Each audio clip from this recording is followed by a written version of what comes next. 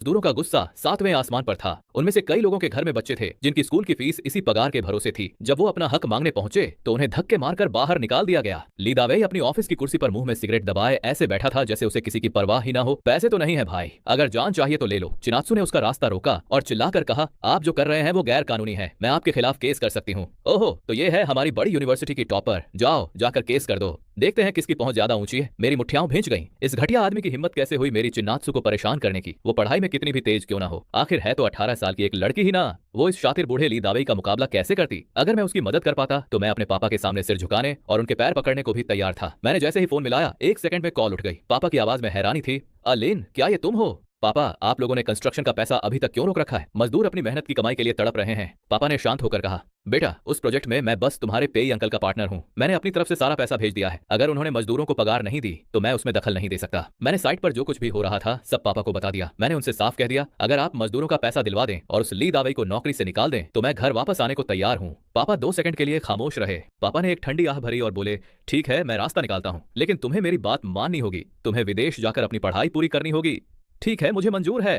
मानना पड़ेगा, पापा का काम करने का अंदाजा आज भी बहुत तेज है। उसी शाम ली दावेई को नौकरी से निकाल दिया गया। नए प्रोजेक्ट मैनेजर ने सबको इकट्ठा किया और सबकी रुकी हुई पगार बांट दी। चेन काका इतने खुश थे कि कहने लगे, कल सुबह सबसे पहले जाकर बच्चों की स्कूल फीस जमा करूंगा। चिनात्सु ने अपनी पगार के पैसों को बहुत संभाल कर एक लिफाफे में रखा और वो पूरा का पूरा मुझे थमा दिया। ये पैसे तुम रखो, जब हम दिल्ली बेजिंग जाएंगे तो वहां कमरा किराए पर लेने के काम आएंगे। चिनात्सु, शायद मैं अब दिल्ली नहीं जा पाऊंगा। मेरे लिए यह कह पाना बहुत मुश्किल था कि मैं उसे छोड़कर जा रहा हूँ, खासकर तब जब मैं उसकी आंखों में अपने लिए वो बेपनाह प्यार और आने वाले कल के हजारों सपने देख रहा था। पर क्यों? उसने अपनी भौहें सिकोड़ते हुए पूछा। उसके चेहरे पर अब डर साफ दिख रहा था। उसने मेरी आंखों में झांकते हुए बड़ी संजीदगी से सवाल किया, चिनात्सु, मुझे विदेश जाना होगा। मेरी बात सुनते ही उसके हाथ ढीले पड़ गए और नीचे लटक गए। वो खुद को संभालने की कोशिश कर रही थी, एक झूठी मुस्कान लाने की कोशिश कर रही थी और उसका वो चेहरा देखकर मेरा कलेजा मुंह को आ रहा था। तो क्या तुम्हारे पापा सच में चेंगतियान कंपनी के चेयरमैन हैं? इसका मतलब इतने वक्त से तुम यहाँ बस अपनी लाइफ का कोई एक्सपेरिमेंट कर रहे थे? उसने आगे कहा, खैर अच्छा ही है, तुम अपनी पुरानी जिंदगी में लौट जाओगे तो और भी खुश रहोगे। वो बहकी बहकी बातें कर रही थी, ऐसी बातें जो वो कभी नहीं कहना चाहती थी, और उसकी आंखें धीरे धीरे नम होने लगी थीं। चिन्नात्सु, प्लीज ऐसा मत कहो। वो हल्का सा मुस्कुराई और जब मैंने उसे छूने की कोशिश की तो उसने खुद को पीछे खींच लिया। कोई बात नहीं, मैं उतनी कमजोर नहीं हूं जितना तुम सोच रहे हो। उसने दरवाजा बंद कर लिया और मुझे कमरे में अकेला छोड़ दिया। मैं, जो कभी अपनी अकड़ और घमंड के लिए जाना जाता था, उस पल फूट फूट कर रो पड़ा। मुझ में इतनी हिम्मत नहीं थी कि मैं उससे आखिरी बार अलविदा कह पाता।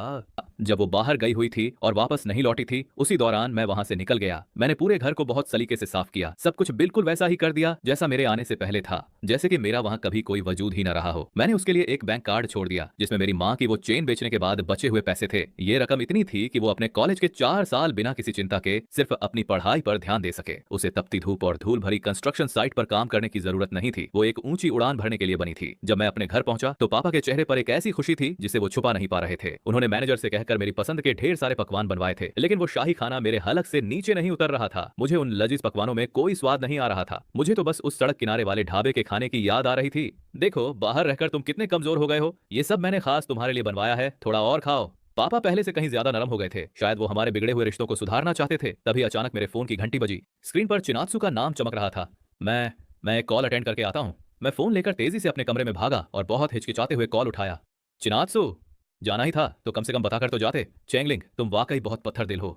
मुझ में हिम्मत नहीं थी। खैर, तुम फिक्र मत करो, मैं तुम्हारा पीछा नहीं करूंगी। तुम्हारा वो कार्ड मैंने पुलिस को दे दिया है, वो जल्द ही तुम्हें वापस कर देंगे। चिनात्सु ने पहली बार मुझसे इतनी ठंडी और कड़वी आवाज में बात की थी। मैं उसे सब कुछ समझाना चाहता था, लेकिन उसने फोन काट दिया। मैंने दोबारा मिलाया पर उसका फोन अब बंद आ रहा था। वो यकीनन मुझसे बहुत निराश होगी। मैं उसे इस गलतफहमी के साथ जीने नहीं दे सकता। मुझे उसके पास जाना होगा और आमने सामने सब कुछ साफ करना होगा, लेकिन इस नाकाम हालत में उसके सामने जाना मुझे मंजूर नहीं था। मैं वापस खाने की मेज पर गया और पागलों की तरह 2-4 बड़े निवाले मुंह में ठूंस लिए। मैंने अपने दांत पीसते हुए पापा से कहा, मुझे विदेश जाकर नहीं पढ़ना। पापा ने गुस्से में अपने हाथ से चम्मच पटक दिया और चिल्लाए, पढ़ना नहीं है तो क्या करोगे, अब बगावत पर उतर आए हो। मैंने उनकी आंखों में आंखें डालकर कहा, मुझे दिल्ली जाना है, मैं शंघुआ सिंघुआ यूनिवर्सिटी में एडमिशन लूंगा। पापा पहले तो गुस्से में हंसे, लेकिन जब मैंने शंघुआ का नाम लिया तो उनका मुंह खुला का खुला रह गया। उनकी आंखों में खुशी के आंसू आ गए और वो बोले, ये हुई ना मेरे बेटे वाली बात, तुम फिक्र मत करो, अगर तुम पढ़ना चाहते हो तो पापा तुम्हारे लिए शहर का सबसे बेहतरीन गोल्डन मेडलिस्ट टीचर ढूंढ कर लाएंगे। और पापा ने वाकई अपना वादा निभाया। मुझे लगा था कि कोई बुढ़ा और गंजा सा प्रोफेसर आएगा, लेकिन ये क्या, मेरे सामने तो एक हंसमुख और थोड़ा सा कूल दिखने वाला हैंडसम लड़का खड़ा था। ये है मिस्टर चेंगी। ये खुद पीकिंग यूनिवर्सिटी के टॉपर रहे हैं और इनके पढ़ाए हुए सभी स्टूडेंट्स आज बड़े बड़े कॉलेजों में हैं। बेटा, इनके साथ मन लगाकर पढ़ो, मुझे तुम पर पूरा भरोसा है। पापा ने मुझे जोश दिलाया और लाइब्रेरी का दरवाजा बंद करके चले गए। मैं थोड़ा झेप गया और अजीब सी मुस्कान के साथ बोला, नमस्ते चेंग सर, चलिए शुरू करते हैं। चेंगी ने अपनी भौहें ऊपर चढ़ाई और अपना लैपटॉप खोलते हुए बोले, पढ़ाई शुरू करने से पहले खुद के लिए एक छोटा सा गोल सेट करो। बताओ क्या करना चाहते हो? क्या तुम्हें लगता है कि मैं क्लियर कर पाऊंगा? चेंगी हंसते हुए बोला, क्या तुम्हारा दिमाग खराब हो गया है? तुम्हें सच में लगता है कि कोई भी ऐरा गैरा सिंघुआ यूनिवर्सिटी जा सकता है? जरा सोचो।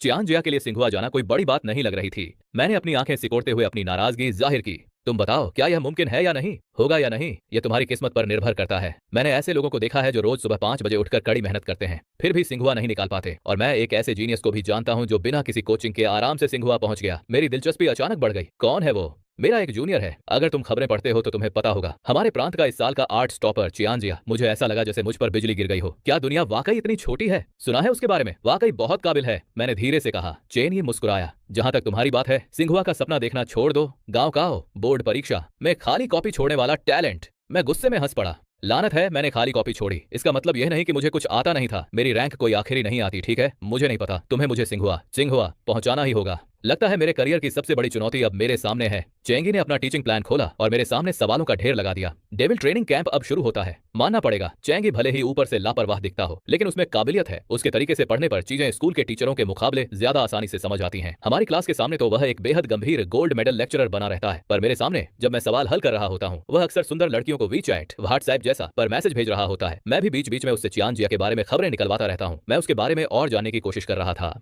चियांजिया आजकल सिंघुआ में कैसी है? चेंगी मेरा होमवर्क चेक करते हुए लापरवाही से बातें कर रहा था। वह तो जहां भी जाए ऊपर वाले की लाडली है, दिखने में भी बहुत सुंदर है, तो बहुत से लड़के उसे पसंद करते हैं। अचानक मेरा मन भारी हो गया। मैंने अपना चेहरा हाथ पर टिकाया और खिड़की के बाहर देखने लगा। तो क्या अब उसका कोई बॉयफ्रेंड है?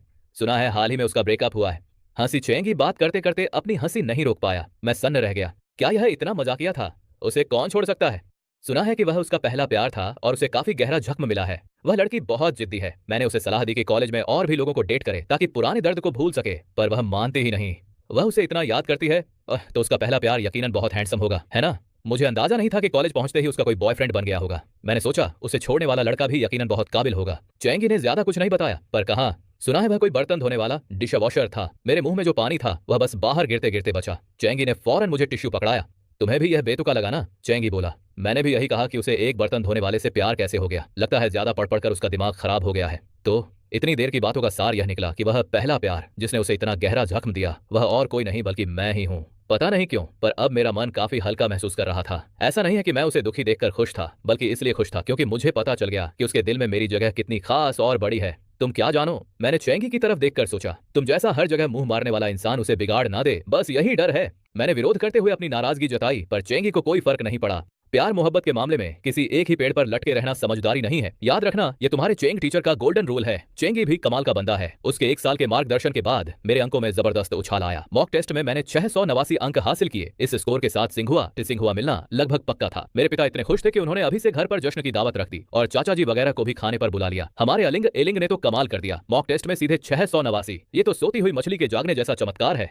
पापा, आपकी यह बात मुझे पसंद नहीं आई। मेरे नंबर पहले भी ठीक ठाक आते थे, मैं कोई इतना भी गया गुजरा नहीं था।